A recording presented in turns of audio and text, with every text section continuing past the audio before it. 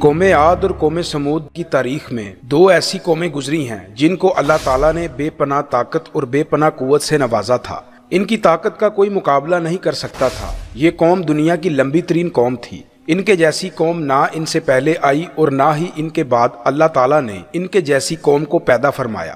ناظرین کرام، آج اس ویڈیو میں ہم قوم سمود کے بارے میں بات کریں گے جو قوم عاد کے بعد آباد ہوئی۔ قوم عاد دنیا کی سب سے پہلی طاقتور قوم تھی۔ اس قوم نے اللہ رب العزت کی نافرمانی کی اور گناہوں کے اندر مبتلا ہو گئے تو اللہ تعالیٰ نے اس قوم پر اپنا دردناک عذاب نازل فرمایا اور اس قوم کو تباہ و برباد کر دیا۔ اس قوم کا نام و نشان صفحہ ہستی سے مٹا دیا گیا۔ اس طرح قوم عاد کی تباہ و بربادی کے بعد ایک دوسری قوم وجود میں آئی جس کو قوم سمود کہا جاتا ہے۔ قوم سمود قوم عاد کی نسل سے ہی تھی اور یہ دنیا کی دوسری طاقتور قوم تھی۔ قوم عاد کی تباہی و بربادی کے بعد عاد کے چھوٹے بھائی سمود کی نسل سے یہ قوم وجود میں آئی جس کو قوم سمود کہا جانے لگا۔ یہ قوم ہجر کے علاقے میں آباد تھی اور آہستہ آہستہ یہ پھیلتے چلے گئے، یہاں تک کہ یہ لوگ مغربی اور شمالی عرب تک پھیل گئے۔ اس قوم نے اپنا دارالحکومت ہجر کو ہی رکھا جو کہ شہر حجاز سے بالکل قریب واقع ہے، جسے آج ہم میدان سالک کے نام سے جانتے ہیں۔ اس وقت کی سب سے سپر پاور قوم عاد ثانی یعنی قوم سمود تھی۔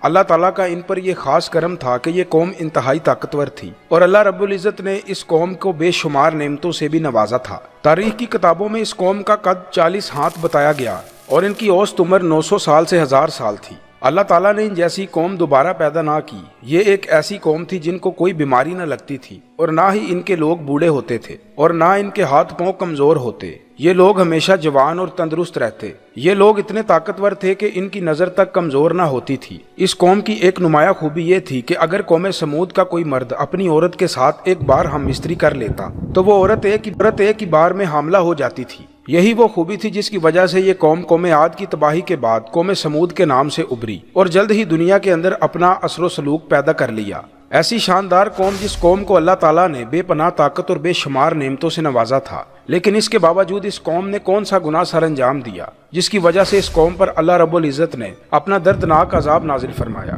اور اس قوم کو صفحہ ہستی سے مٹا دیا اور رہتی دنیا کے لیے قیامت تک عبرت کا نشان بنا دیا۔ اس قوم کے بنائے گھروں کو اللہ تعالیٰ نے نشان عبرت کے طور پر باقی رکھا ہے۔ یہ قوم بڑے بڑے پہاڑوں میں رہنے کی شوقین تھی۔ یہ لوگ بڑے پتھر اور مضبوط پہاڑوں کو چیر کر اپنے خوبصورت محلات بنایا کرتے تھے اور اسی کے اندر اپنی زندگی بسر کرتے تھے۔ اللہ رب العزت نے قوم سمود کو بہت کچھ عطا فرمایا تھا۔ سرسبز باغات، میٹھے پانی کی نہریں اور پتھریلی زمین پر ہر قسم کے پھل تھے۔ اس قوم کے عالی شان محلات اتنے خوبصورت تھے کہ دور دراز کی آبادیوں سے لوگ ان کے محلات دیکھنے کے لیے آیا کرتے تھے۔ قوم سمود اپنی اعلیٰ شان محلات اور سرسبز باغات اور کئی خوبصورت نعمتوں کی فراوانی کی وجہ سے یہ قوم غرور و تکبر میں مبتلا ہو گئی اور اللہ تعالیٰ کی نافرمانی کرنے لگی اور اللہ تعالیٰ کی وحدانیت کو چھوڑ کر اپنے ہاتھوں سے بنائے گئے بتوں کی پوجا کرنے لگی۔ اور یہ بات بھی بھول بیٹھے کہ کچھ عرصے پہلے اللہ تعالیٰ نے انہی کی قوم پر ان نافرمانی کی وجہ سے اپنی دردناک عذاب نازل فرمایا اور اس قوم کو صفحہ ہستی سے مٹا دیا تھا۔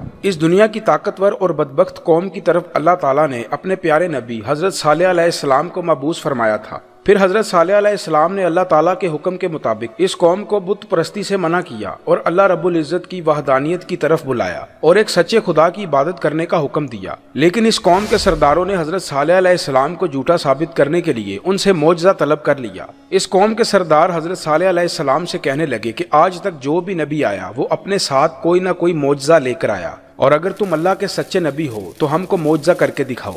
ان سرداروں کی اس بات پر صالح علیہ السلام نے اس قوم کے سرداروں سے پوچھا کہ آپ لوگ کون سا معجزہ چاہتے ہو؟ تو اس وقت وہ سردار کہنے لگے، یہ جو سامنے چٹان ہے اس میں سے ایک ایسی اونٹنی نکل کر آئے جو گابن ہو اور آتے ہی بچے کو جنم دے اور وہ ہم سب لوگوں کے لیے دودھ دے اور وہ دنیا کی خوبصورت ترین اونٹنی ہو اور اس کے ساتھ وہ اونٹنی ایسی ہو جس کا کوئی ماں باپ نہ ہو۔ پھر حضرت صالح علیہ السلام نے ان سرداروں کی یہ بات سن کر اللہ رب العزت کی بارگاہ میں یہ دعا کی تو ان کے دیکھتے ہی سامنے پہاڑ میں سے ایک خوبصورت حاملہ اونٹنی نکل کر سامنے آ گئی اور آتے ہی اس اونٹنی نے ایک حسین و جمیل بچے کو جنم دے دیا۔ اس وقت اونٹنی کے تھن دودھ سے بھرے ہوئے تھے اور اس اونٹنی نے اتنا دودھ دیا کہ سب لوگوں نے پیٹ بھر کر دودھ پی لیا۔ اس کے باوجود بھی اونٹنی کا دودھ وافر مقدار میں موجود تھا۔ चुनाचा हजरत सालेह अलैहिस्सलाम का ये अजीम व शान मौजज़ा देखकर वो तमाम कौम और उनके सरदार लाजवाब हो गए। इस बदबख्त कौम के सरदार सालेह अलैहिस्सलाम से ये कहने लगे कि या सालेह अलैहिस्सलाम, ये तो सरासर जादू है। इस तरह इस कौम के बदबख्त सरदारों ने ये मौजज़ा देखने के बावजूद हजरत सालेह अलैहिस्सलाम पर ईमान लाने से इनकार कर दिया और उसी तरह अपने कुफ्र व शिर्क पर अड़े रहे। फिर इस कौम के कुछ लोगों ने सालेह अलैहिस्सलाम की ऊँटनी को नुकसान पहुँचाने की कोशिश की तो हजरत सालेह अलैहिस्सलाम ने उन लोगों से कहा कि ये अल्लाह रब्बुल इज़्ज़त की भेजी हुई ऊँटनी है जो तुम्हारे लिए एक मौजज़ा है। अब तुम इस ऊँटनी को अल्लाह की ज़मीन पर छोड़ दो और इसको किसी किस्म की तकलीफ ना पहुंचाना, वरना अल्लाह का दर्दनाक अजाब तुम्हें पकड़ लेगा। इस तरह अल्लाह ताला की तरफ से भेजी ऊँटनी और इसका बच्चा कौम समूद के खेतों में सारा दिन चरते और उनके चश्मों का सारा पानी पी जाते। ये सारा माजरा देखकर कौम समूद ने हजरत सालेह अलैहिस्सलाम की बारगाह में शिकायत की कि ऊँटनी और उसका बच्चा चश्मों का सारा पानी पी जाते हैं और हमको पीने के लिए भी पानी मैसर नहीं होता। तो उनकी ये शिकायत सुनकर हजरत सालेह अलैहिस्सलाम ने उनके लिए दिन मुकर्रर कर दिए और इस तरह चश्मे के पानी को बांट दिया। और एक दिन सालेह अलैहिस्सलाम ने उस ऊँटनी के लिए मुकर्रर कर दिया और दूसरा दिन इस चश्मे का पानी कौम समूद के लिए मुकर्रर हो गया। अब जिस दिन वो ऊँटनी पानी पीती तो उस दिन वो दूध भी ज्यादा देती और दूध इतना होता कि दिन रात ये दूध खत्म ना होता। जिस तरह अल्लाह ताला कुरान पाक में इस बात की तरफ इशारा करते हुए फरमाता है, और हजरत सालेह अलैहिस्सलाम ने अपनी कौम से कहा कि ये ऊँटनी है, एक दिन इसकी पानी की बारी है और एक मुअय्यन दिन तुम्हारी पानी की बारी है। इसको कोई तकलीफ ना देना, वरना अल्लाह ताला का दर्दनाक अजाब तुम्हें पकड़ लेगा। कुछ ही दिनों बाद कौम समूद उस ऊँटनी से तंग आ गए, क्योंकि जिस दिन वो ऊँटनी पानी पीती उस दिन इन्हें पीने को पानी ना मिलता। और वैसे भी इस कौम के सरदारों ने सालेह अलैहिस्सलाम की इस ऊँटनी को एक जादू करार दे रखा था। अब कौम समूद के एक ताकतवर सरदार की बीवी जिसका नाम सदूक था, उस औरत की दो खूबसूरत और हसीनो जमील बेटियां थी। उनकी उम्रें 12 और 14 साल थी। इस औरत ने हजरत सालेह अलैहिस्सलाम के बेटे को ये लालच दिया कि अगर तुम अपने घर में मौजूद ऊँटनी को रात के अंधेरे में कत्ल कर दो तो मैं अपनी दोनों बेटियां इनाम के तौर पर तुम्हें दे दूंगी। मगर सालेह अलैहिस्सलाम की औलाद नेक थी, लिहाजा वो इस औरत के जाल में ना फंसे। फिर इसके बाद इस सदूक नामी औरत ने पूरी कौम में ये ऐलान कर दिया कि जो भी हजरत सालेह अलैहिस्सलाम की उस ऊँटनी को कत्ल करेगा, मैं अपनी दोनों कुंवारी बेटियों का निकाह उन्हें दूंगी। इस औरत का ये ऐलान सुनते ही उस कौम के दो नौजवान जिनका नाम मुसद्दा इब्ने दाहिर और किदार बिन सालिक था, इन दोनों बदबख्तों ने मिलकर उसी रात सालेह अलैहिस्सलाम की उस ऊँटनी को ज़िबा कर दिया। इस तरह अल्लाह ताला की भेजी हुई ऊँटनी को ज़िबा करने के बाद कौम समूद हजरत सालेह अलैहिस्सलाम से कहने लगी कि अगर तुम अल्लाह ताला के सच्चे रसूल हो तो हम पर वो अजाब नाजिल करो जिस अजाब से तुम हमको डराते हो। इस तरह उस ऊँटनी की खबर सुनकर हजरत सालेह अलैहिस्सलाम बेहद परेशान हुए और ज़ारों के तार रोने लगे। इस तरह उस ऊँटनी को कत्ल करने के बाद इस बदबख्त कौम ने हजरत सालेह अलैहिस्सलाम को भी कत्ल करने का इरादा कर लिया। जिस तरह अल्लाह ताला कुरान पाक में इरशाद फरमाता है, आखिरकार उन्होंने ऊँटनी को कत्ल कर दिया और अपने परवरदिगार के हुक्म से सरकशी की और कहने लगे, जिस चीज से तुम हमको डराते हो, अगर तुम अल्लाह ताला के सच्चे पैगंबर हो तो उस अजाब को हम पर ले आओ। इस तरह जब उस कौम ने अल्लाह रब्बुल इज़्ज़त की भेजी हुई ऊँटनी को कत्ल कर दिया और अपने नाफरमानी में हद से ज्यादा बढ़ गए और खुद ही अल्लाह रब्बुल इज़्ज़त के अजाब को तलब कर लिया, तो हजरत सालेह अलैहिस्सलाम कौम समूद से कहने लगे कि अब अल्लाह रब्बुल इज़्ज़त के दर्दनाक अजाब से तुम लोगों को कोई नहीं बचा सकता। फिर वो कौम हजरत सालेह अलैहिस्सलाम की ये बात सुनकर इस कौम के 9 बदबख्त लोगों ने ये इरादा किया कि अब हजरत सालेह अलैहिस्सलाम को यकीनन कत्ल कर दिया जाए। ये 9 अफराद एक पहाड़ के पीछे छुपकर सालेह अलैहिस्सलाम का इंतजार करने लगे कि जब हजरत सालेह अलैहिस्सलाम यहाँ से गुजरें तो माज़अल्लाह हम उनको कत्ल कर दें। लेकिन अल्लाह रब्बुल इज़्ज़त की हिकमत ऐसी हुई कि अल्लाह ताला ने उस रात उन 9 अफराद पर पत्थरों की बारिश बरसा दी, जिसकी वजह से वो 9 अफराद उसी वक्त हलाक हो गए और सुबह इस पूरी कौम के लोगों ने उन 9 अफराद की लाशों को देखा। इस तरह अल्लाह रब्बुल इज़्ज़त के दर्दनाक अजाब और इन 9 अफराद की लाशों को देखने के बावजूद भी कौम समूद अपनी सरकशी से बाज ना आई और उस तरह बुत परस्ती के अंदर मुब्तला रही और अल्लाह ताला की नाफरमानियों में मजीद हद से बढ़ने लगे। इस तरह जब हजरत सालेह अलैहिस्सलाम की कौम काबिल हदायत ना रही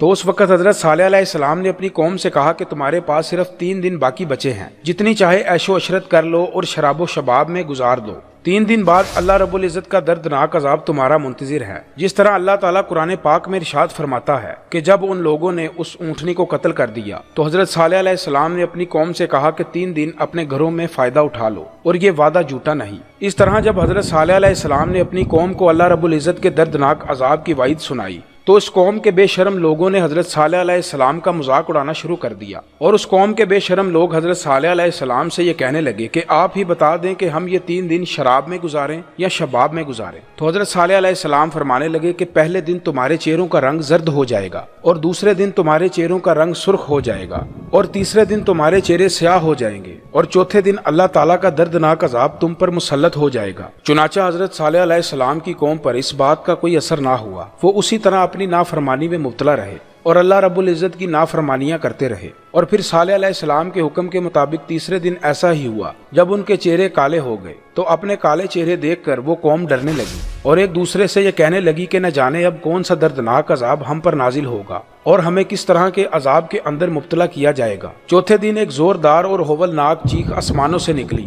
اس چیخ کی وجہ سے قوم سمود کے تمام لوگوں کے کانوں کے پردے پھٹ گئے اور ان کے دل جیسے باہر آنے لگے اور روحیں جسموں کو چھوڑنے لگی، اور چند ہی لمحوں میں وہ لوگ جہاں بھی موجود تھے وہیں اپنی جگہ پر اوندے منہ گر پڑے اور تڑپ کر سب ہلاک ہو گئے۔ پھر اس کے بعد اللہ رب العزت نے ایک ایسا زلزلہ بھیجا جس زلزلے کی وجہ سے انہی کے گھروں کو ان پر گرا دیا، جس طرح اللہ رب العزت قرآن پاک میں ارشاد فرماتا ہے، اور جب ہمارا حکم آ گیا تو ہم نے حضرت صالح علیہ السلام کو اور جو لوگ ان کے ساتھ ایمان لائے تھے ان کو اپنی مہربانی سے بچا لیا اور اس دن کی رسوائی سے محفوظ رکھا۔ بے شک تمہارا پروردگار بڑا طاقتور ہے اور زبردست ہے۔ اور اس طرح اللہ رب العزت نے قوم عاد کی تباہ و بربادی کے بعد ان کی نسل میں سے قوم سمود کو ہلاک کر دیا اور اس نافرمان قوم پر اپنا دردناک عذاب نازل فرمایا اور اس قوم کے لوگوں کو صفحہ ہستی سے مٹا دیا۔ اور اللہ تعالیٰ نے اس قوم کے گھروں کے نشانات کو آج بھی باقی رکھا ہے تاکہ لوگ عبرت حاصل کر سکیں اور اللہ تعالیٰ کی نافرمانیوں سے باز آ جائیں، اور اس قوم کے گھر آج بھی لوگوں کے لیے عبرت کے نشان بنے ہوئے ہیں۔